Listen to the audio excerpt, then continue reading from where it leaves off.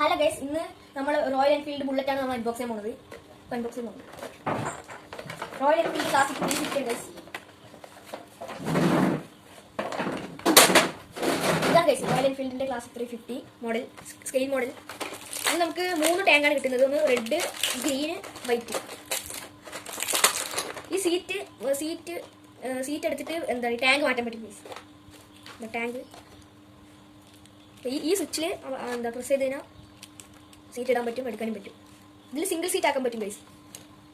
Single seat double seat ആക്കാൻ പറ്റും. പിന്നെ വൈറ്റ് കളർ ഉണ്ട്, വൈറ്റ് കളർ ടാങ്ക് ഇടാം.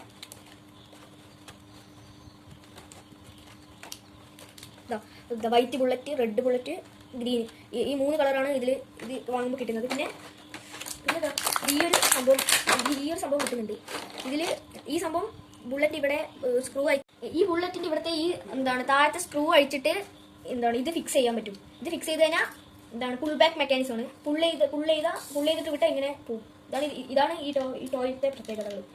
ഈ ടോയ് നല്ല ഒറിജിനാലിറ്റി ഉണ്ട് ഗൈസ്. ഷോക്ക് അബ്സർ ഉണ്ട്, സ്റ്റാൻഡ് വർക്ക് ചെയ്യും.